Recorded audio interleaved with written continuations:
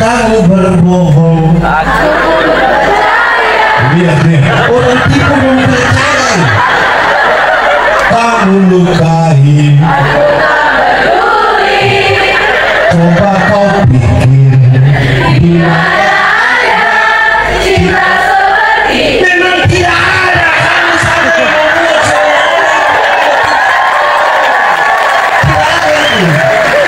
dia punya bagian kedua dari parah. Kau tinggalkan aku, kau dengan yang lain. Itu gila. Orang yang lain kau setia bagaimana? Aku berkata kepadamu, kasihilah musuhmu, berbuatlah baik bagi yang membencimu, mintalah berkat bagi yang mengutuk, berdoa bagi yang mencacimu. Kalau pipi kirimu ditampar, berikan juga pipi kanan. Aku yang memilih kalian. Bisa. Anak muda tidak bertanggung jawab. Anak muda selalu dipikir negatif semua. Sekarang masih begitu? Masih juga? Nah, ini dia soal. Nah, saudara-saudara, lalu nasihat ini menarik. Paulus bilang begini, Timotius, engkau sampai di sana berjumpa dengan soal-soal seperti itu, tapi jangan takut. Tidak usah berbantah-bantah dengan mereka, tidak usah marah-marah dengan mereka, tidak usah buat status di Facebook atau apa soal mereka, tidak usah. Hanya satu yang kau harus lakukan, yaitu jadilah teladan. Sama-sama 1, 2, 3. Lebih kuat, jadilah teladan. Bilang di teman di samping 1, 2, 3. Itu cukup. Jadilah. Untuk berhadapan dengan tantangan-tantangan itu, anak muda hanya dituntut satu, yaitu lantas Paulus kasih tahu dia keteladanan itu ada 5 dan bertingkat-tingkat. Dan di hari ini ketika kita merayakan HUT yang ke-74, kita bisa ukur kita ada di tingkatan yang mana sebenarnya. 1. Engkau mesti jadi teladan dalam perkataanmu. Sama-sama 1, 2, 3. Jadilah teladan dalam perkataanmu. Kata-kata orang muda Kristen itu harus keluar secara terukur, melewati proses berpikir yang baik, melewati proses beriman, baru boleh omong. Kalau tidak usah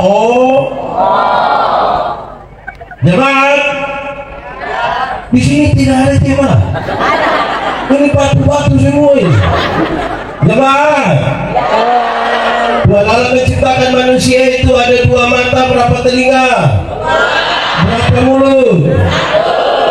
Banyak maksud, tapi untuk maksud ini dia mau kasih tahu. Lihat 2 kali, dengar 2 kali, omong berapa kali? Lihat ulang-ulang, dengar ulang-ulang, omong berapa kali? Karena ada banyak orang tidak ada mata, tidak ada telinga, tapi dia punya mulut 7. Di Tentena ada, di Bethlehem ada yang begitu. Yang tidak tahu apa-apa tapi omong macam kayak tahu-tahu itu ada. Dia ada ikut ini acara. Dia dari jemaat mana? Ada masalah nanti. Jemaat. Ada orang yang suka gosip itu selalu mengucapkan hal-hal yang tidak bertanggung jawab. Betul? Di sini ada pemuda yang suka gosip. Laki-laki atau perempuan? Dia pengurus atau bukan? Nah, ini dia punya masalah. Jemaat. Orang yang biasa gosip itu biasa memulai gosip dengan 2 kalimat yang menarik. Tahu juga kan? Orang yang biasa gosip biasa memulai gosip itu dengan kalimat yang menarik. Dia datang, dia selalu bilang begini.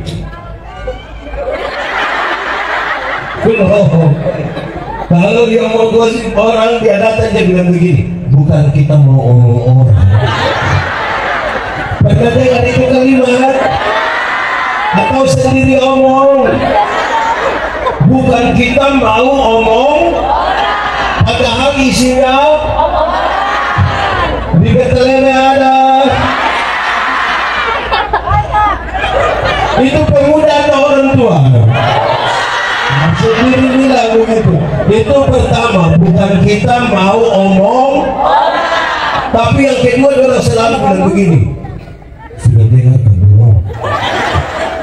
Kalau dia mulai dari itu hancurlah. Baik, jemaah. Nasihatnya menjadi ringan sekali karena itu anak-anak muda Kristen, pemuda-pemuda gereja ini, satu, tidak boleh tipu. Sama-sama. Tidak boleh tipu. Jemaah, tipu boleh atau tidak? Tidak. Tipu boleh atau tidak? Tidak. Tipu boleh atau tidak? Tidak. Kalau untuk kebaikan kita tipu boleh? Siapa yang ajar kamu begitu?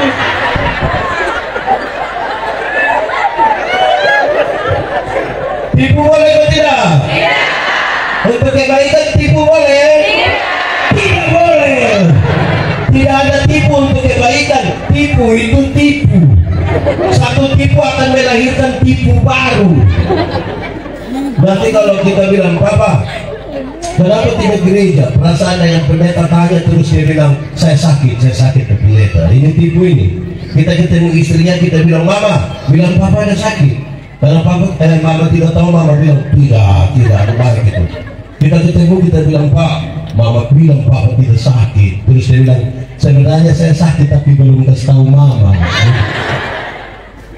Alkitab mengatakan, Bapa dari segala penipu ialah iblis. Dari waktu kita tipu, kita punya papa nama iblis.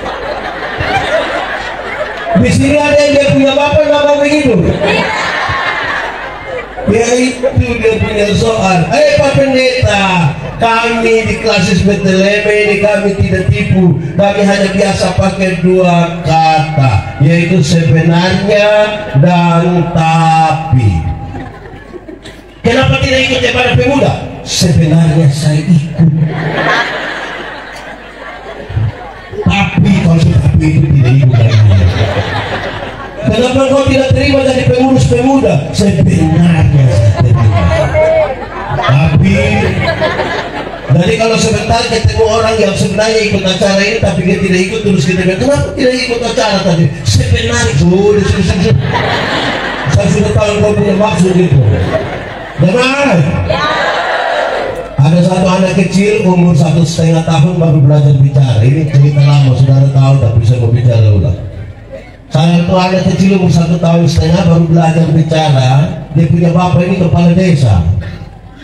Ini anak ini punya kebiasaan setiap kali dia mau kencing dia minta tolong dia punya bapak yang kasih kencing.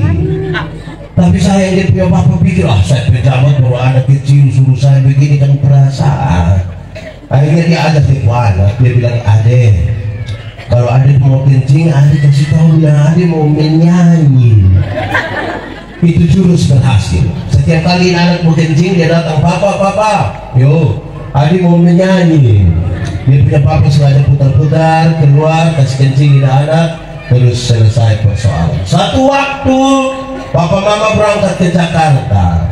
Dia punya anak, dia punya om, orang. Saudara tidak yakin dia punya om. Tengah malam ini anak mau kencing, dia kasih bangun dia punya om. Yo, Adi mau menyanyi.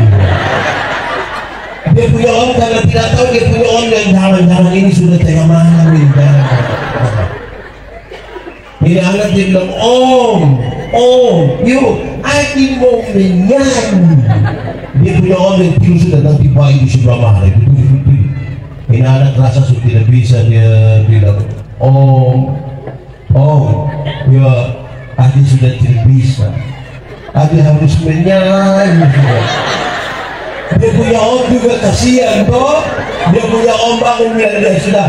Nah kalau begitu Adi menyanyi pelan-pelan, dia om punya pelan.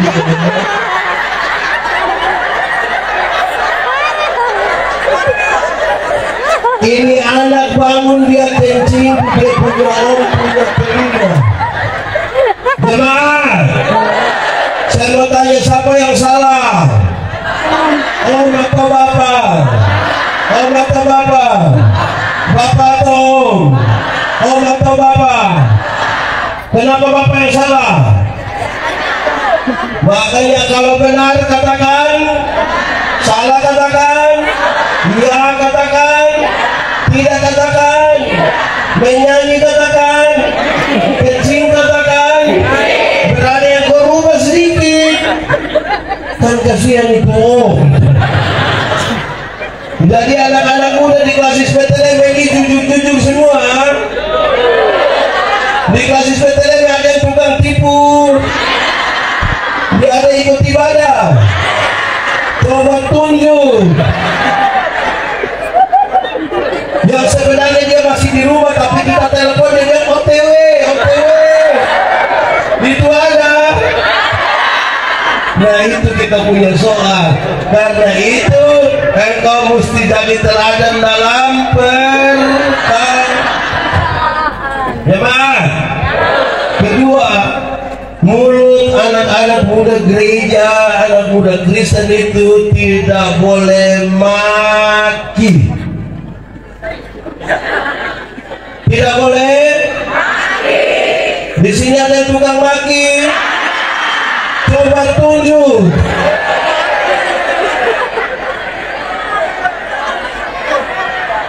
Ya, itu ringan-ringan saja, tapi tidak boleh maki. Amin. Jemaat, maki ialah mengeluarkan barang-barang yang tidak perlu dikeluarkan. Itu barang diam-diam di situ kita omong-omong supaya apa? Kalau ada anak umur 1,5 tahun baru belajar bicara macam anak yang tadi itu, kalau dia maki tanpa kita setuju, kita masih bisa mengertikan. Dia tidak mengertikan. Anak kecil itu kalau dia mandi habis, dia tidak pakai pakaian sama sekali, papa mama punya tamu ada, dia bisa keluar, dia jauh. Betul atau tidak? Betul atau tidak? Tapi coba dia punya bapak tuh. Pas mandi habis begitu, terus ibu-ibu ada latihan menyanyi, beliau keluar baru dia hai mesti jangan sungkaman. Kasih tahu kawan di sebelah 1, 2, 3 jangan suka maki. Ayo bang, tidak boleh maki-maki. Betul eh? Ketiga, mulut orang-orang muda Kristen, orang-orang yang bergereja, dia tidak boleh membuli, tidak boleh bully orang. Betul. Di pemuda kelas SPTLM ada yang biasa bully orang. Ada di sini. Laki-laki atau perempuan? Tunjuk.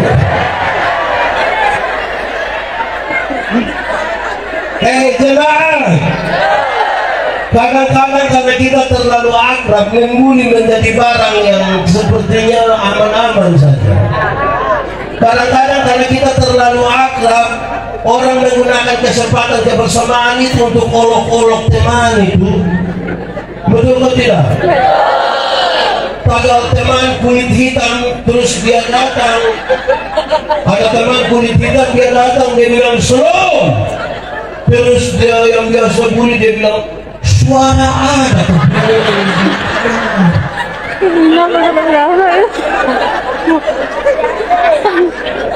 Ada teman kulit hitam dia panggil namanya, di sini kulit hitam nama siapa? Dia tidak panggil nama itu. Yang suka bully suka panggil Dek. Bagaimana sekarang saudara? Jemaat. Orang menginjil itu selain dalam tindakan juga dengan kata-kata. Kata-kata kita mesti kata-kata yang terukur. Tadi saya bilang melewati proses berpikir yang baik, melewati proses iman yang baik buat dia katakan.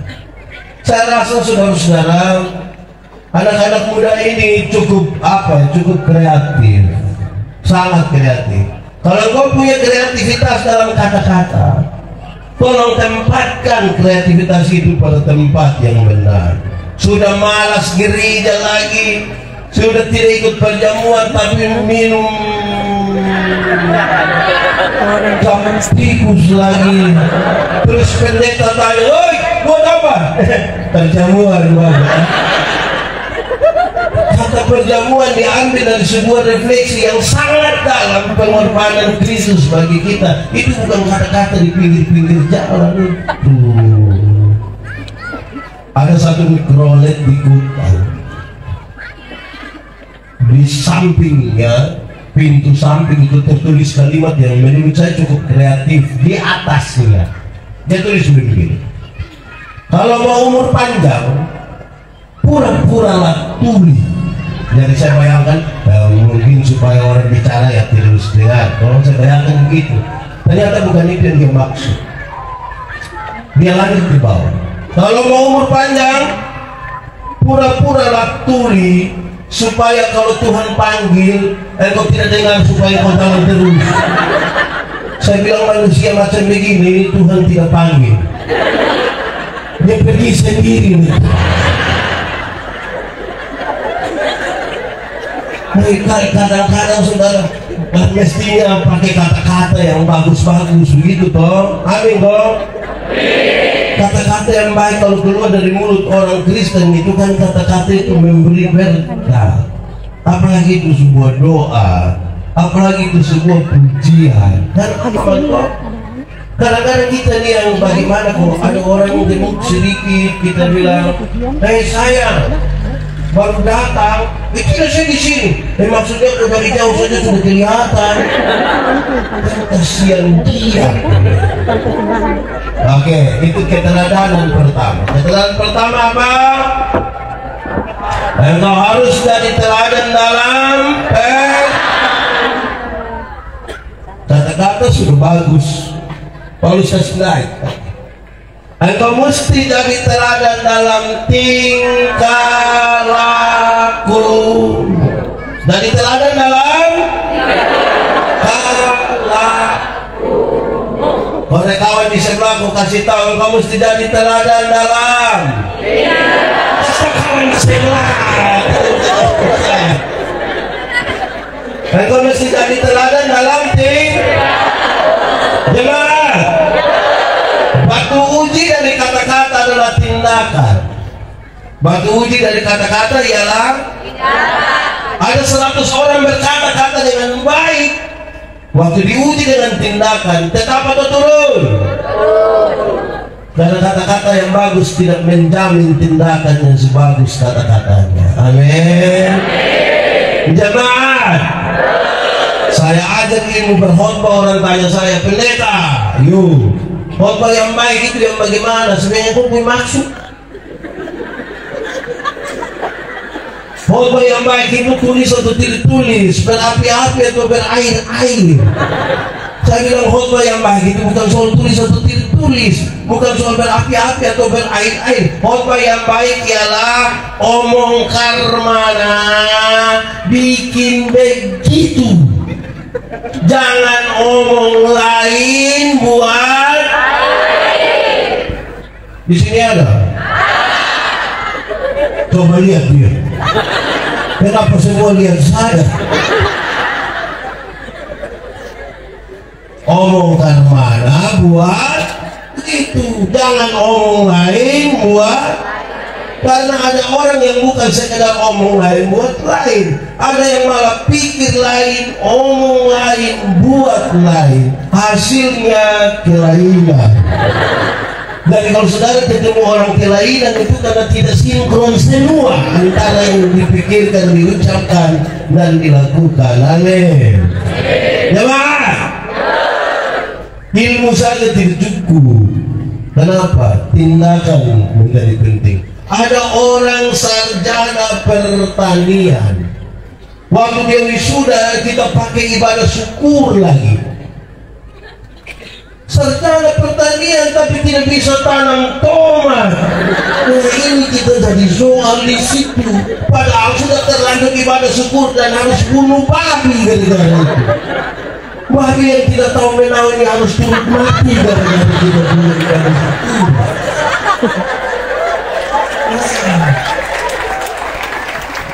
kalau tahu harus bisa lakukan. Amin. Sarjana peternakan, tapi tidak bisa kasih kawin bayi. Bagaimana tidak bisa? Yang kita tahu mesti bisa lakukan. Ada orang yang sarjana olahraga, tadi kan pendeta sudah tahu ngomong yang sarjana lain gitu. Pendeta tadi itu yang pikir lain, omong lain. Ada yang sarjana olahraga, tapi kalau kita bilang apa? Coba salto.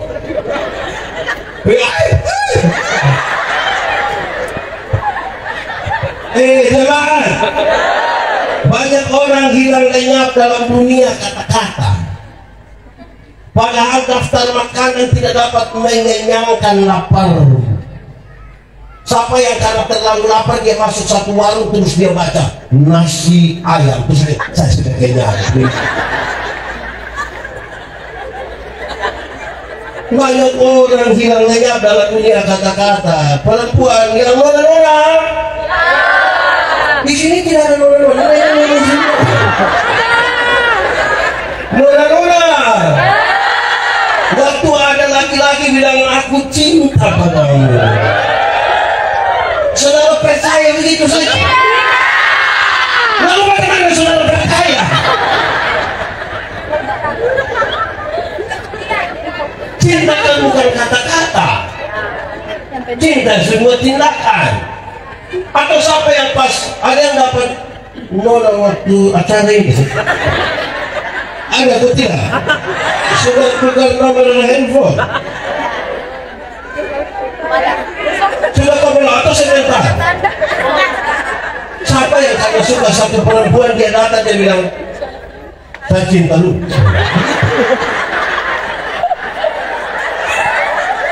Jangan hilang lenyap dalam dunia kata-kata. Amin dong. Dia harus sebuah tindakan. Kalau kau mengatakan ku mau cinta Yesus, kenapa tidak bisa sambung? Itu mesti dinyatakan. Amin. Kata-kata tuh baik ya, tapi tindakan. Ingat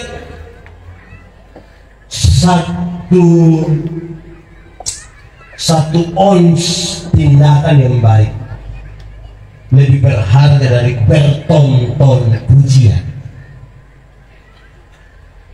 Satu ons tindakan yang baik lebih berharga dari berton-ton pujian terhadap Yesus. Amin. Karena kadang-kadang kita kata-kata, apalagi di media sosial, seolah-olah kita berteman, tapi ternyata tidak. Ada yang foto masih naik terus cantik saya. Betul-betul kita mengaku begitu? Belum tentu, saudara. Karena itu pemuda Kristen mesti punya teladan dalam apa? Tingkah laku. Sudah dua ini. Pertama teladan dalam, dua teladan dalam. Disinilah kita belajar tingkah laku. Mari kita hafal. Ikut yang saya ucapkan. Belajar ialah perubahan tingkah laku. Dari tidak tahu menjadi tahu. Dari tidak bisa menjadi bisa. Ulang. Belajar ialah perubahan tingkah laku. Dari tidak tahu menjadi tahu. Dari tidak bisa menjadi bisa. Jangan. Belajar itu punya 4 tingkatan. Berapa tingkatan? 1. Belajar untuk tahu. Belajar untuk Anda punya sumber belajar dari guru, dari Google, dari mana silakan untuk Anda tahu. Tapi itu baik, tapi tingkatan dasar. Kedua, belajar untuk tahu dan melakukan. Itu sudah naik kelas. Tadi sudah saya jelaskan. Ketiga yang lebih tinggi dari itu adalah belajar untuk tahu, untuk bisa melakukan, tetapi sekaligus bisa hidup dengan orang lain. Banyak orang ketika dia sudah tahu dia sudah bisa lakukan, dia cenderung untuk mengeksklusifkan diri dengan kelompoknya, padahal dia membangun sekutu-sekutu. Jangan bikin diri inti, karena ada orang lain juga. Mestinya kita bisa baku dapat dengan siapapun. Yang paling tinggi adalah belajar untuk tahu, untuk bisa melakukan, untuk bisa hidup dengan orang lain, tapi tetap menjadi diri sendiri.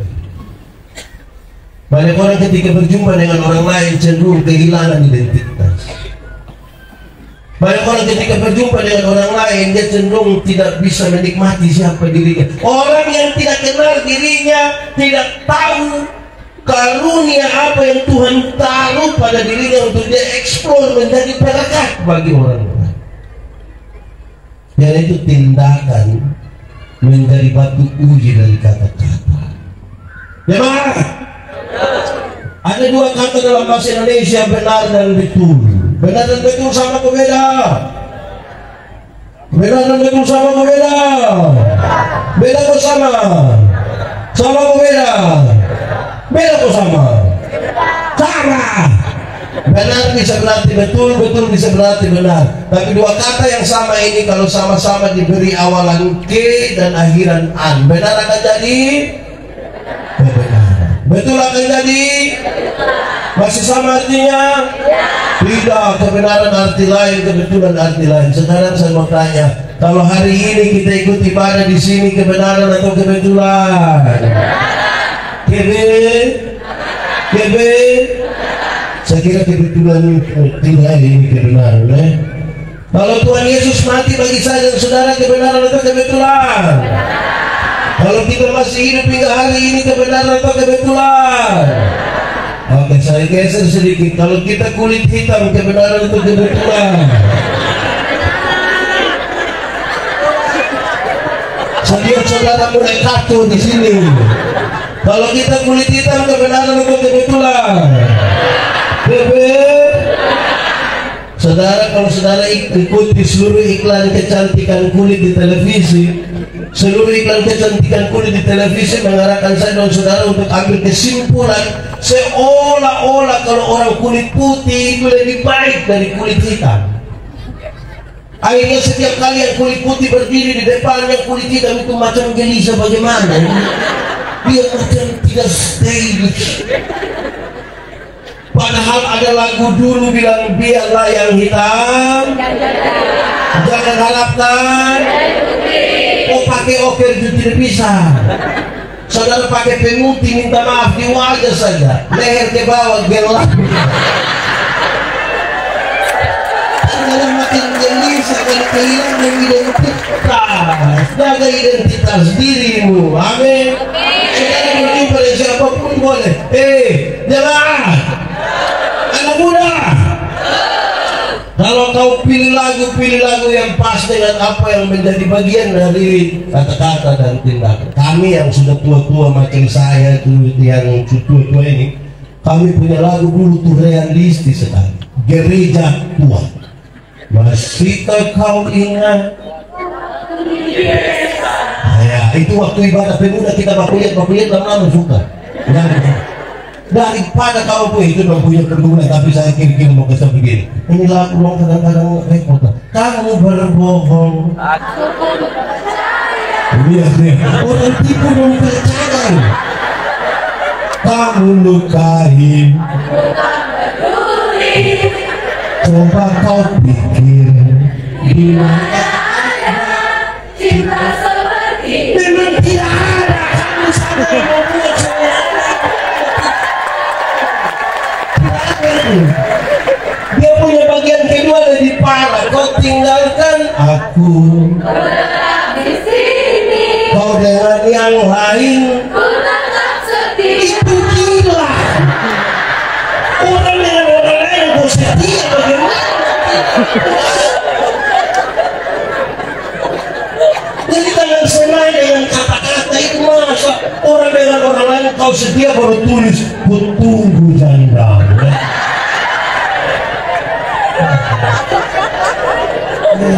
Parah ini. Saya punya sahabat seorang pelayan, dia selalu bilang begini, ini anak-anak muda orang tiap hari judi mabuk, judi mabuk, judi mabuk. Tapi kalau dia bikin status, dia tulis semua akan indah pada waktu. Yang indah pada waktunya.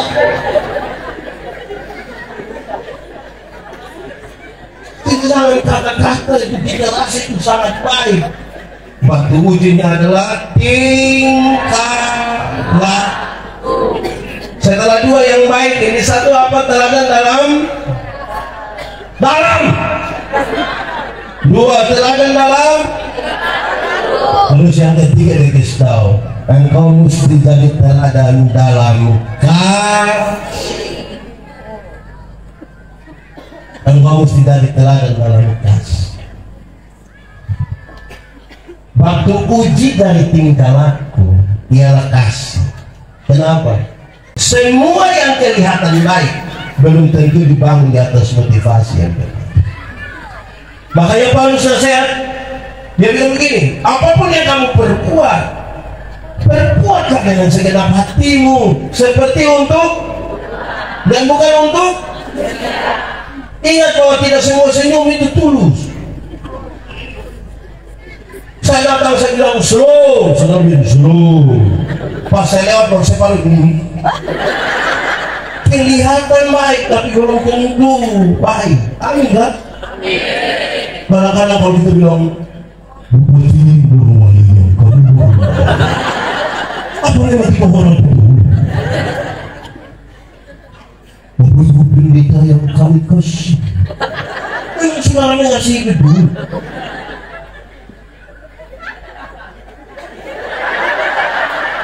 Kenapa? Jangan. Saudara, saya mau kasih saudara, kasih itu menolong kita untuk itu bagian dari spiritualitas. Spiritualitas itu gerakan dari dalam keluar. Yang di dalam itu teologi, yang kedua itu etika. Perjumpaan antara teologi dan etika itulah spiritualitas. Kalau kita bangun spirit itu di atas kasih, mantap. Contoh, kalau saudara lihat ada sampah, ada kotoran, orang yang spiritualitas bagus, dia sapu, dia pilih saja itu sampah, selesai. Tetapi yang dari luar ke dalam namanya pencitraan. Pada waktu dilihat ada sampah begitu, dia kasih tahu teman, waktu saya pilih engkau foto, pencitraan.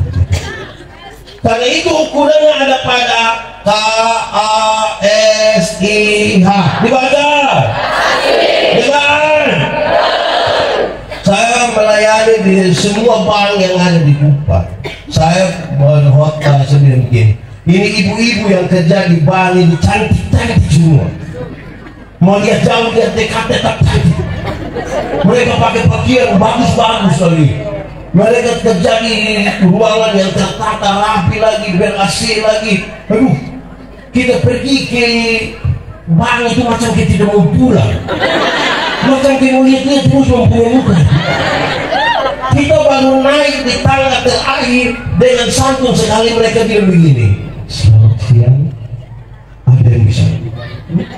Selamat siang, ada yang bisa kami bantu? Terus saya tanya ke orang, ibu-ibu, siapa di antara ibu-ibu yang waktu bangun pagi lihat suami pas bangun terus dia bilang selamat pagi, ada yang bisa kami bantu?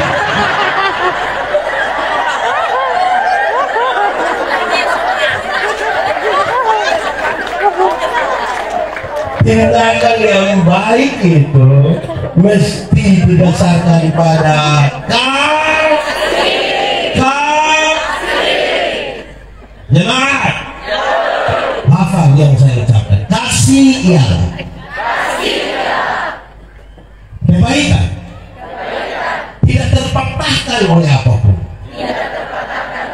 tidak akan berubah menjadi kebencian. Ulang-ulang. Kasih ialah kebaikan, tidak terpatahkan oleh apapun, tidak akan berubah menjadi kebencian. Rujukannya ialah Karena begitu besar kasih Allah akan dunia ini. Apakah Tuhan Allah mengasihi dunia? Apakah dunia mengasihi Tuhan Allah? Lalu apakah karena dunia tidak mengasihi Tuhan Allah berhenti mengasihi dunia? Apakah Tuhan Allah membenci dunia? Saudara lihat, kasih tidak terpatahkan. Supaya saya jangan pernah bilang begini, Pak Dino, saya terlalu hormat Pak, tapi waktu saya lihat Pak punya sifat asli begini, maaf. Itu bukan kasih, itu egois. Kalau kau hanya bisa berbuat baik kepada orang yang berbuat baik kepadamu, apakah dasar? Benar. Yang paling bagus untuk menggambarkan tentang kasih yang tidak terpatahkan oleh apapun, mari kita tanya ibu-ibu saja. Ada orang tua di sini kok? Ibu-ibu. Saya ibu-ibu. Melahirkan itu sakit atau tidak? Terlalu sakit. Mau melahirkan normal atau abnormal tetapkan. Iya, maksudnya sesar itu dalam normal. Iya dong, sakit dong. Waktu ibu-ibu sakit melahirkan, kan kami bapak-bapak ini kan tidak tolong, kami hanya dari luar pegang kepala dan Yesus. Sudah bilang Yesus lagi, dia bayangkan kiri-kiri anak muka seperti sapi. Anak-anak, anak muda, waktu kamu masih kecil, waktu kamu menangis, orang tua hanya pikir mungkin dia basah, mungkin dia lapar. Kamu punya jam tidur, orang tua punya jam bangun. Orang tua punya jam tidur, kamu punya jam bangun. Orang tua seringkali tidak tidur karena kamu. Jam 3 subuh juga ibu-ibu, bapak-bapak masih diguyung-guyung kamu begini. Betul? Sudah tidak tidur lagi sempoyongan, seringkali ibu-ibu itu dipaksa lagi menjadi penyanyi.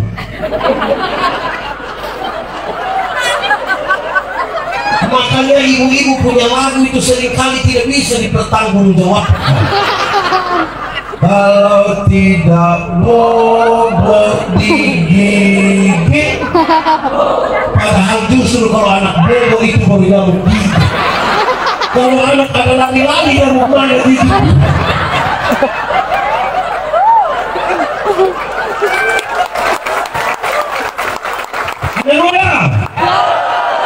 Kamu dulu tidak tahu bicara sama sekali, betul? Orang tua ajar kamu itu satu-satu suku kata, pa. Tapi ketika kamu jadi pemuda begini, ada suka bicara sama papa mama?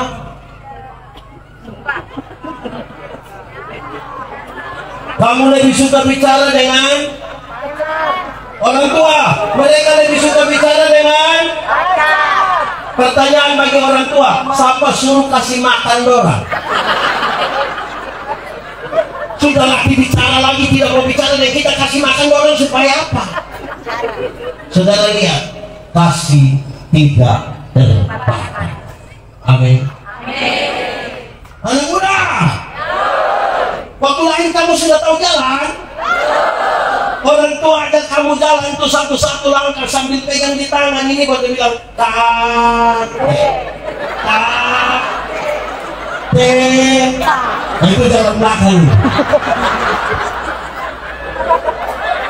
Tapi ketika kamu jadi pemuda-pemudi begini, suka jalan sama orang tua.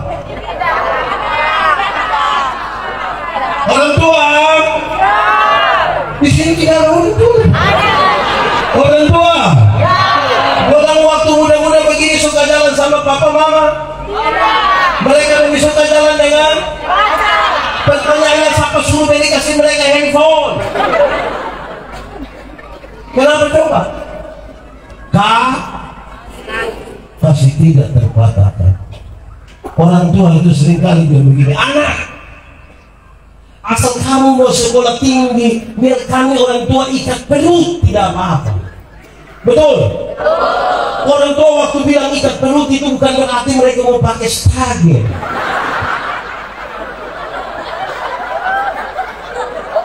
Tapi mereka utang gara-gara kamu. Ada pula. Kamu pegang handphone? Android? Utang. Itu orang tua utang. Ada pula. Ada yang pakai motor? Datang sini juga bawa motor? Utang. Bayar 17 kali mungkin.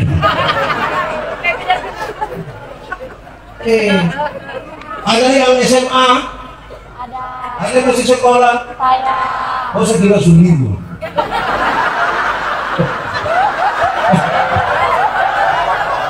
Jemaat, kirim orang sekolah di Palu, kirim orang sekolah di Makassar, kirim ini anak mau sekolah di Surabaya. Mereka tidak telepon. Orang biasa telepon pada waktu. Oh, kamu tahu juga? Waktu pagi-pagi kalau uang sudah habis, pagi-pagi mama punya handphone bunyi teneng. Mama ambil bagian salon, di bagian salon, ma, di bagaimana? Di mama ada baik-baik. Iya, kenapa? Tadi malam kakak ada mimpi mama. Pas dia bilang mimpi mama, mama langsung bilang kakak, mau berapa bilang ya? Pagi.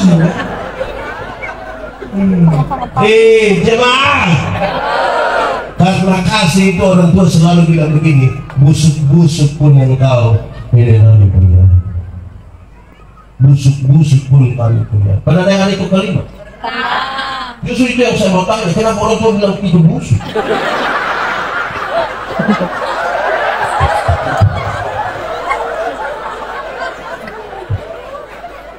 Kasih tidak terkatakan. Jadi kata-kata sudah bagus, sabar dulu, uji dengan tingkah laku sudah bagus, uji dengan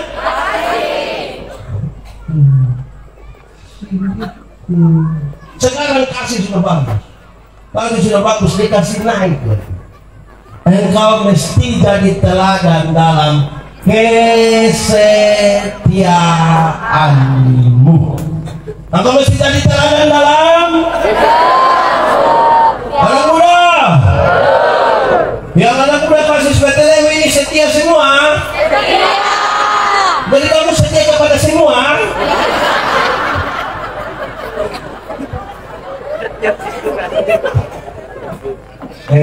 Setia tuh komitmen satu hari demi satu hari. Komitmen itu setia berurusan dengan komitmen untuk diri sendiri, untuk orang lain, dan juga melibatkan Tuhan.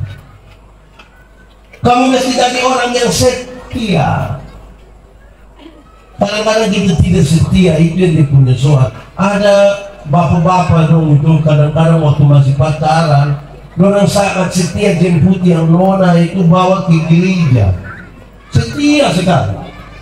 Nanti sudah nikah yang bapak-bapak jadi ikut gereja lagi. Jadi kita pendeta tanya, Bapak, kenapa waktu muda itu Bapak setia gereja? Sudah menikah kok Bapak tidak setia lagi, lepas mama pergi sendiri ke gereja. Beliau jawab, ya Pak Pendeta, waktu Pak Pendeta kasih nikah saya dengan ibu, kami dua telah menjadi satu.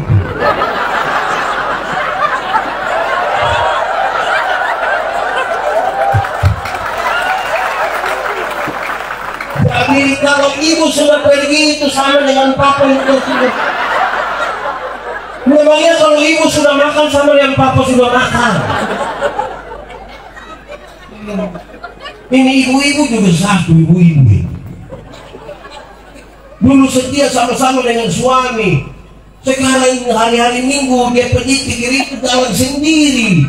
Pendeta bilang, ibu, kenapa jalan sendiri? Mana suamimu? Terus ini tahu sendiri. Sudah tahu suami begini, kenapa ambil resiko? Anak muda, yang perempuan, menikahlah dengan laki laki-laki yang setia, menikah dengan laki-laki yang takut Tuhan, dia akan mengasihimu, dia tidak akan melukaimu, dia membawamu pada bahagia. Karena itu aja kamu punya nyong itu ikut ibadah pemuda. Memang agak benar tapi aja saja, ibadah. Dia tidak mau ibadah. Kalau dia tidak mau paksa ibadah, nanti kalau dia tidak mau kasih tahu dia ada kue.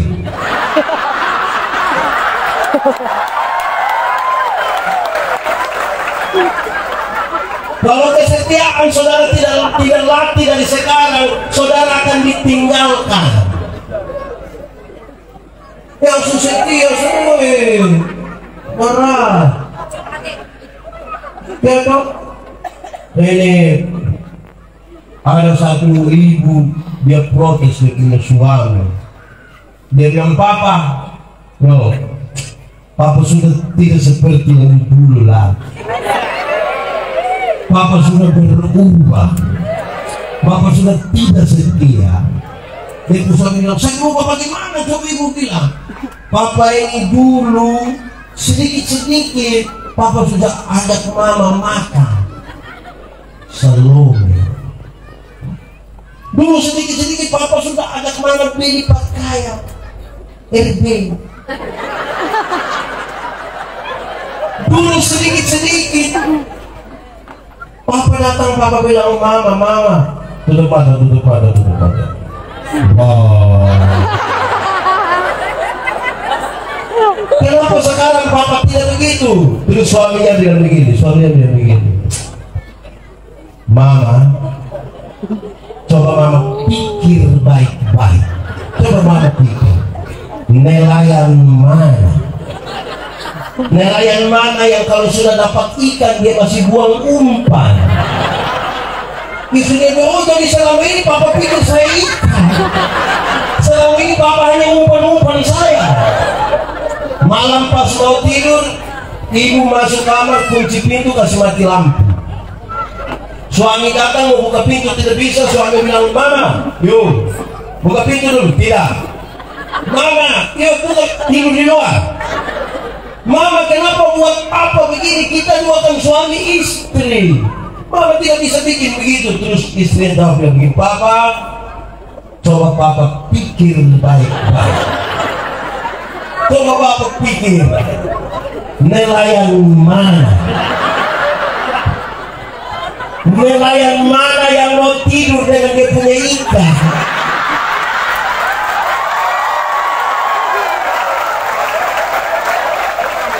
Di sini ada yang nelayan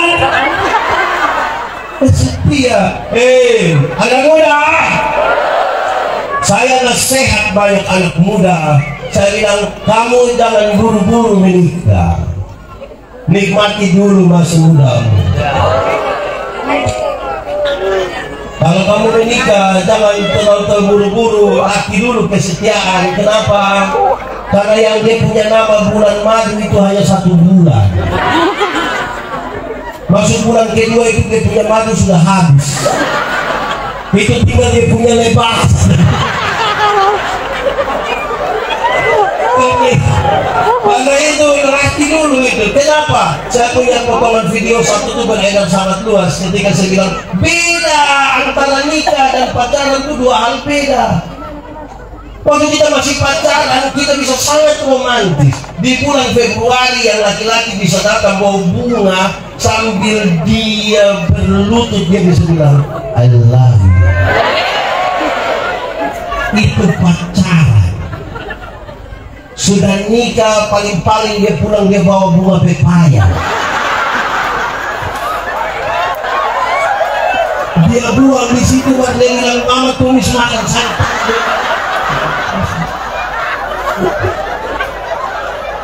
Dulu masih pacaran, waktu perempuan terantuk di batu, yang laki-laki bisa marah batu.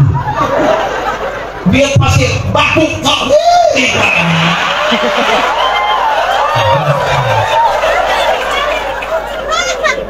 Sudah nikah, ketika jalan sama-sama, istri terantuk di batu, dia bilang, kau punya mana tangan? Terus Dulu masih pacaran, mangsa yun, tindak yan. masih pacaran, yang perempuan belum jatuh, yang laki-laki sudah tangkap. Kadang-kadang pakai minta tolong. Non, yo, jatuh dulu. Pacaran. Sudah nikah naik motor sama-sama tabrak anjing, mereka jatuh. Suami ambil motor, lupa ambil istri. Istri protes, papa bagaimana bisa ambil motor, tidak ambil saya? Tuh juga, mama minta maaf, saya minta maaf, mama sudah lunas tapi motor.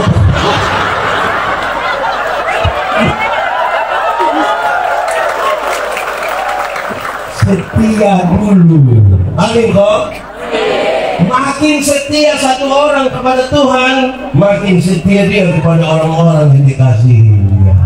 Amin kok. Sudah yang 4. Pertama, engkau mesti jadi teladan dalam perkataan. 2 teladan dalam 3 teladan dalam 4 teladan dalam. Yang kelima, engkau mesti jadi teladan dalam kesucian.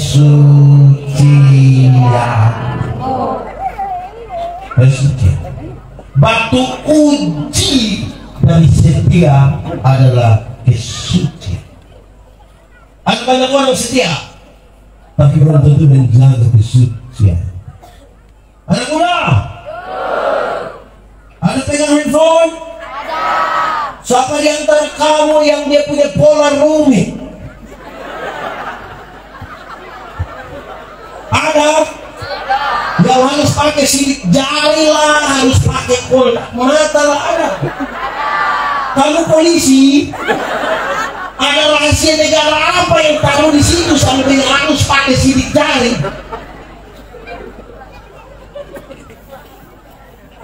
Kenapa kesucian menjadi penting? Jemaat, Tuhan yang kita sembah itu Tuhan yang suci, Tuhan yang kudus. Yang kudus itu tidak dapat bersatu dengan yang tidak kudus. Yang suci itu tidak dapat bersatu dengan yang tidak suci. Tanggalkanlah kasutmu, sebab tempat di mana engkau berdiri itu. Ada banyak orang yang berdoa kepada Tuhan tapi tidak menjaga kudus. Akhirnya dia jadi aktivis rohani dan tidak menyatu dengan Tuhan.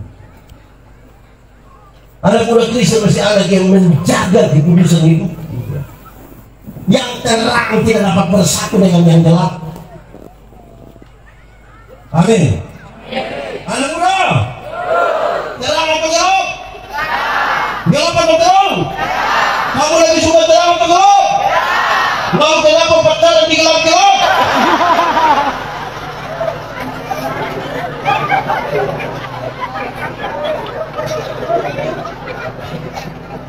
Dengar, kalau kita di terang, bisa lihat orang di gelap?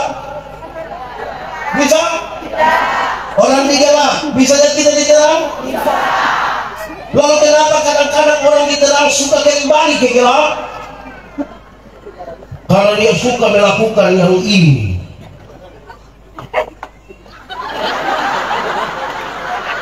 Namanya apa itu? Curi.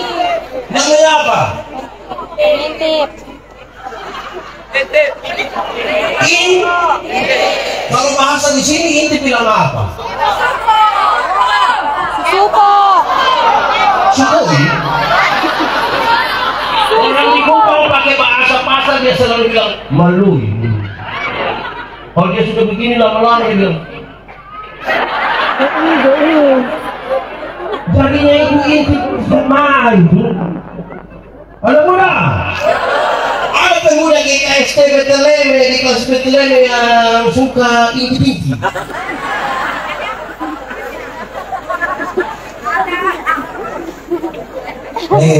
Jemaat, kata-kata tingkah laku kasih kesetiaan urusan kita dengan orang lain. Tapi waktu bicara tentang kesucian itu urusan kita dengan Tuhan. Padahal ini di kelas yang paling tinggi. Saudara tidak pernah mendengar pendeta yang pencuri, saudara tidak akan pernah dengar. Tidak akan. Tapi saudara tidak tahu apa ada dalam hati saya ketika saya menginginkan orang lain punya barang.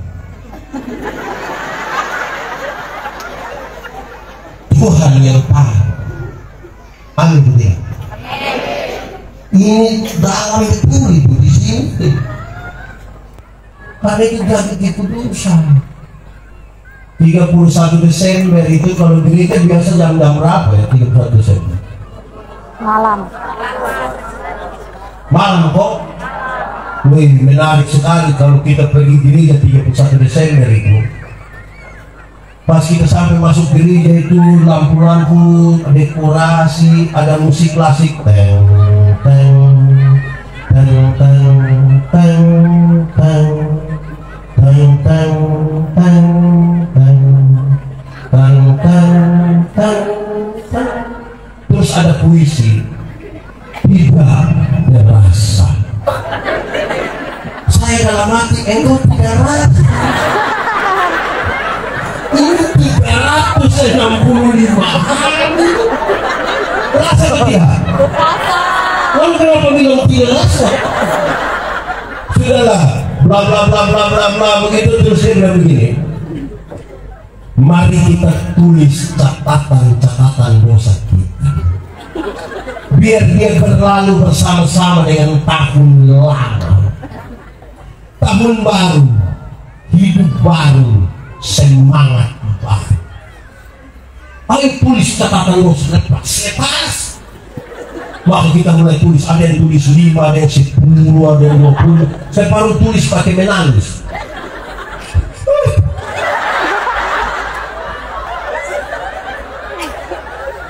Keluar ini tidak langsung buang, masih lipat ikat pakai pita.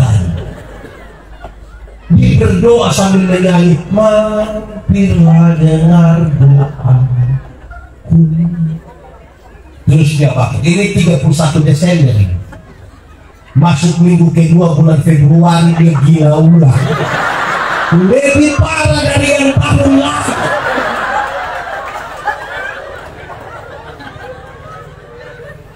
Karena itu saudara-saudara, memang ini jadi sesuatu yang penting bagi kita merayakan 74 tahun. Jelas? Ini standar. Saya berfoto di banyak tempat tentang ulang tahun dan sebilang kedewasaan itu ada 3. Ada berapa? 1 dewasa biologis. Dewasa apa? Dewasa biologis itu waktu itu kita punya berat badan hanya 37 dan sekarang sudah 73. Yang masih muda-muda dong silakan jaga-jaga badan, sedikit lagi 73. Waktu itu kita pakai celana nomor 27 tidak ada masalah karena perut teratur saja. Sekarang perut macam ada 3, satu di sini, satu di sini. Dewasa biologis, siapapun bisa begitu, makan tidur, cocok ya jenuh. Yang kedua, dewasa psikologi. Dewasa apa? Dewasa psikologi tidak tergantung umur dan berat badan. Umur 40 tahun tapi kalau tukang tersinggung, sedikit tersinggung mau sedikit. Baru suruh dia doa, sakit luar saja, pengen udah sakit luar.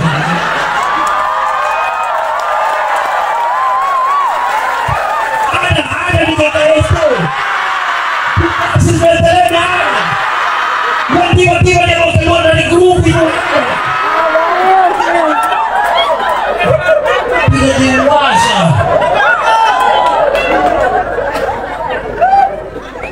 Ketiga, dewasa iman. Dewasa apa? Orang dewasa iman itu kira-kira begini. Ada anak umur 3 tahun, ada meja berat 10 kilo. Anak umur 3 tahun bisa pikul meja yang 10 kilo. 17 tahun kemudian dia umur 20 tahun dia bisa pikul meja yang 10 kilo. Yang berubah anak atau meja? Itu dewasa iman. Orang yang dewasa iman tidak akan pernah meminta beban menjadi ringan. Dia berdoa minta bahu yang semakin kuat. Orang dewasa iman itu dia tidak akan bertanya-tanya di Tuhan, Tuhan tolong ringankan ini beban dan masalah.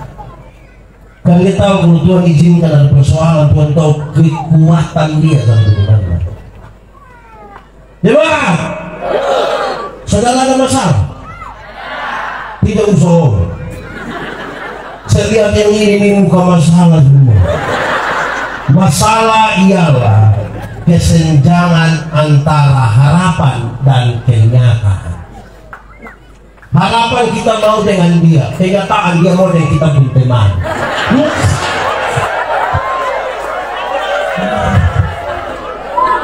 Harapan menikah umur 24, kenyataan 34. Soal bukan soal, cara menangani soal yang biasa jadi soal. Karena itu orang dewasa iman tidak akan pernah meminta orang lain berubah, tapi siapa yang berubah? Kadang-kadang kita terlalu kepo minta orang lain berubah, tapi lupa untuk diri yang berubah. Saya senang ini anak muda klasis Betlehem ini banyak-banyak begini datang ikut di mana ini, mantap lah. Tentang.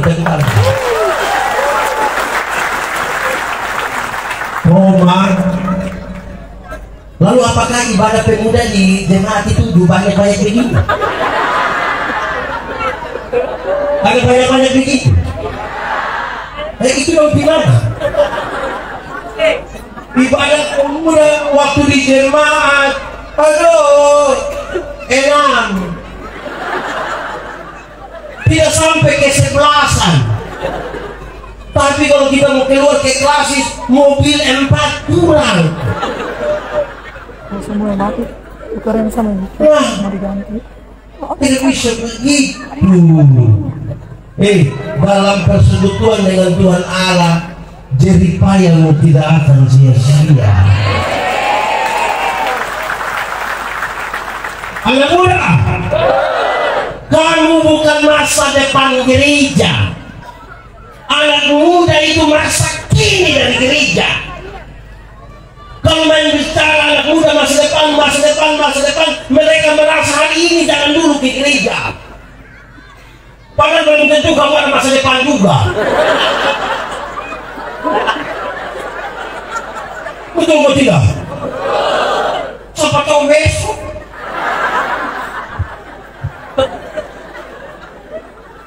Saudara, marilah mulai dari sekarang kita setia. Setialah. Saudara tidak tahu ini lagu? Lalu kenapa suruh saya solo? 3, 4. Setia sampai kapan? Boleh sambil tepuk tangan. Seperti sama. Setia sampai mati. Apakah?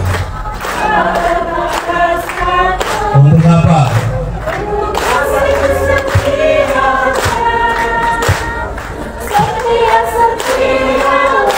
Setia sampai kapan? Setia sampai mati. Ya begitu toh. Ini 5 pelajaran kita bisa ukur kita ada di mana. 1, engkau mesti jadi teladan dalam. 2, engkau jadi teladan dalam. 3, engkau jadi teladan dalam. 4, engkau jadi teladan dalam. Dan yang kelima, engkau mesti jadi teladan dalam. Mari tunduk kepala di hadapan Tuhan Allah. Kita mau berdoa. Aku berkata kepadamu, kasihilah musuhmu, berbuatlah baik bagi yang membencimu, mintalah berkat bagi yang mengutuk, berdoa bagi yang mencacimu. Kalau pipi kirimu ditampar, berikan juga pipi kanan. Aku yang memilih kalian.